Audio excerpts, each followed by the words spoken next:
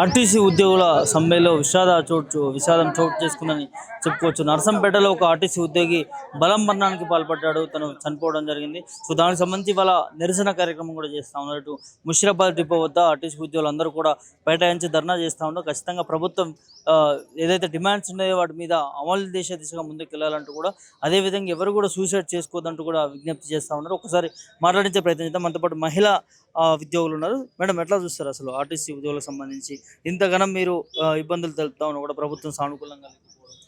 ప్రభుత్వం సానుకూలంగా స్పందించాల్సిన అవసరం ఎంతైనా ఉందండి. ఇవాళ నిన్న ఇల్లీగల్ సమ్మె అని ఒక స్టేట్మెంట్ ఇవ్వడం వల్ల నర్సంపేట డిపోలో ఒక అన్నగారు మనస్తాపం చెంది పెట్రోల్ పోసుకొని నిప్పంటించుకోవడం జరిగింది. బతకాలని మేము అందరం కోరుకున్నాం, కానీ దురదృష్టవశాత్తు ఆయన చనిపోవడం జరిగింది. ఇలాంటి మళ్ళీ మా కార్మికులు ఎవ్వరు కూడా ఏదో అంటే భయపడి ఏదో జరుగుతుందని భయంతో ఇలాంటి ఏం చేసుకోవద్దని అందరికీ మీడియా ముఖంగా అందరినీ విజ్ఞప్తి చేస్తున్నామండి. మనం న్యాయమైన సమ్మె చేస్తున్నాము, న్యాయంగా కొట్లాడుతున్నాం. మన హామీలన్నీ నెరవేర్చుకునే వరకు కొట్లాడి సాధించుకోవాలి, కానీ చచ్చిపోయి సాధించేది ఏం లేదు. దయచేసి ఎవ్వరు ఇలాంటి వాటికి పాల్పడొద్దని అందరికీ ఇది మీడియా ముఖంగా అందరిని విజ్ఞప్తి చేస్తున్నామండి. హామీలు ఇచ్చారు, వాళ్ళు ఇచ్చిన హామీలే మేము అడుగుతున్నాం. ఎవరో మేము కొత్తగా తీసుకొచ్చి మేము ఇవాళ మేము సొంతంగా ఒకరినొకరు అడగట్లేదు. మమ్మల్ని ఏ యూనియన్ వాళ్ళో లేకపోతే ఏ పార్టీ వాళ్ళో ముందు నడిపించట్లేదు. మేము అన్యాయానికి గురయ్యాము, శ్రమ దోపిడికి గురయ్యాము. ఎంతో హెరాస్మెంట్ అనుభవించిన తర్వాతనే ఇప్పుడు ఇవాళ రోజున 100% ఈ సమ్మె ఇంత సక్సెస్ అవ్వింది అంటే దాన్ని బట్టి ఆలోచించండి. ప్రతి ఒక్కరూ స్వచ్ఛందంగా పాల్గొంటున్నారు సమ్మెలో. ఎందుకంటే న్యాయం జరగాలి, మేము పడుతున్న కష్టానికి ఫలితం దక్కాలని. ఎప్పుడో 2013 నుంచి నడుస్తున్న పే స్కేల్ 2017 స్కేల్ అంటే 9 సంవత్సరాలు వెనకబడి నడుస్తుంది. ఇప్పుడు అభివృద్ధి చెందుతున్న దేశం, అభివృద్ధి చెందుతున్న రాష్ట్రము, మనం అందరం చాలా అభివృద్ధి చెందుతున్నాము. ఏదో మనం గ్లోబల్ ఇవేవో చెప్తున్నారు కదా, ఇన్నిటి పొత్తులో మరి మా ఆర్టీసీ కార్మికులు మాత్రం అభివృద్ధి చెందాల్సిన అవసరం లేదా? మేము 2013 పే స్కేల్ తోటి 2017 స్కేల్ తోటి ఇప్పుడున్న ధరలతో మేము ఎలా బతకాలి? ఇప్పుడున్న ఖర్చులకి మేము ఎలా భరించాలి? మేము కష్టపడి ఉద్యోగం చేసి మా జీతాలు మాకు న్యాయంగా రావాల్సినవి అడుగుతున్నాం, కానీ మేమేమి ఖజానా కొల్లగొట్టి మాకు ఇమ్మని అడగట్లేదు. మీరు ఇచ్చిన హామీ మేము గనక పాలనలోకి వస్తే మేము మిమ్మల్ని కడుపులో పెట్టుకొని చూసుకుంటాము, మీ హామీలన్నీ నెరవేర్స్తాము, విలీనం చేస్తాము, మీకు యూనియన్లు ఇస్తాము, మీ పే స్కేల్ ఏవైతే మీకు అన్ని బకాయిలు అన్ని చెల్లిస్తామని మీరు చెప్పిన హామీలని ఇవాళ చెయ్యమని మీకు 2.5 సంవత్సరాలు, మీరు అధికారంలోకి వచ్చాక మీకు 2.5 సంవత్సరాలు టైం ఇచ్చాము. లీగల్గా లేబర్ కమిషన్ ద్వారా సమ్మె నోటీస్ ఇచ్చి 45 రోజులు అంటే 6 వారాల పాటు ఎదురు చూసిన తర్వాతనే అన్ని రకాలుగా లీగల్గానే మేము సమ్మెకి వెళ్ళాము.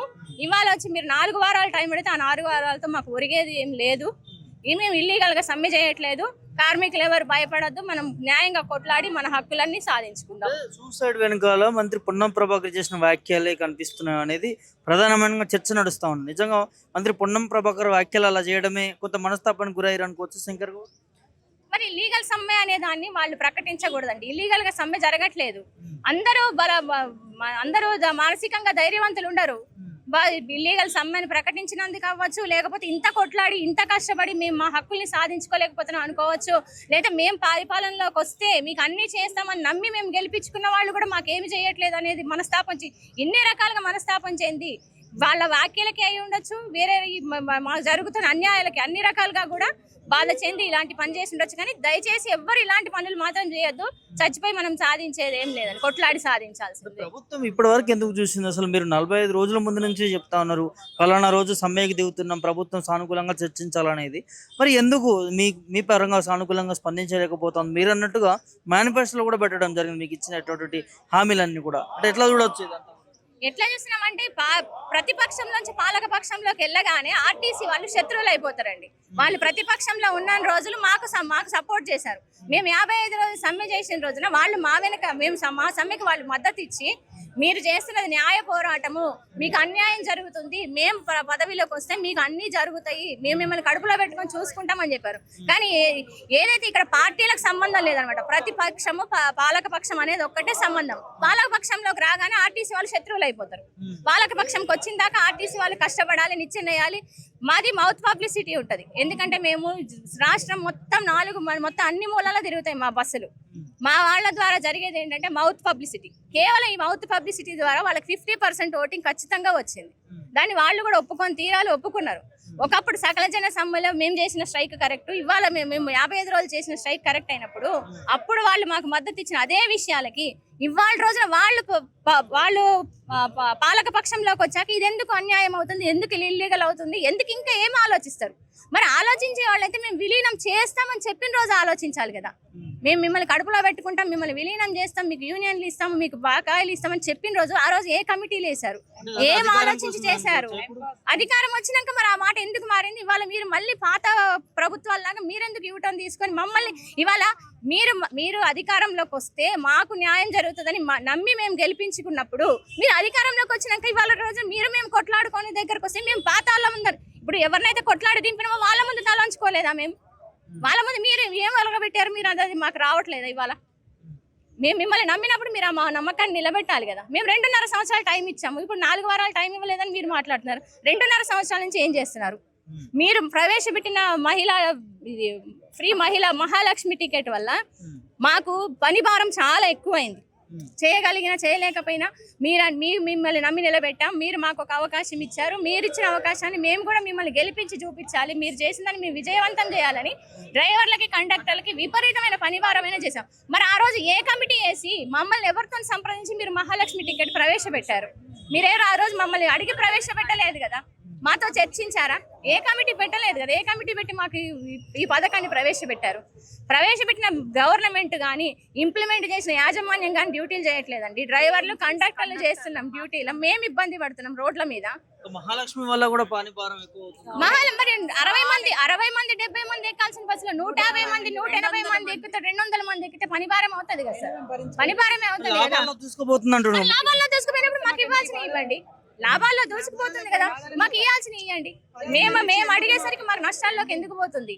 మీరు లాభాల్లో ఉంది, మేము ప్రవేశపెట్టిన దాని ద్వారా లాభాల్లోకి వెళ్ళిందని మీరు ప్రకటించినప్పుడు మరి ఆ లాభాలను మాకు పంచిపెట్టండి. మరి మాకు ఇవ్వాల్సిన న్యాయంగా మేమేం లాభాల్లో షేర్ అడగట్లేదు కదా, బిజినెస్ చేయట్లేదు కదా. మీరేమన్నారు? ప్రజా రవాణా సేవ చేస్తున్నామని అడుగుతున్నారు. మేము సేవ చేస్తున్నాం కదా, మేము సేవ చేస్తున్నాం. ప్రజా రవాణా అన్నప్పుడు మాకు ఇవ్వాల్సినవి మాకు ఇవ్వండి, న్యాయంగా మాకు రావాల్సినవి.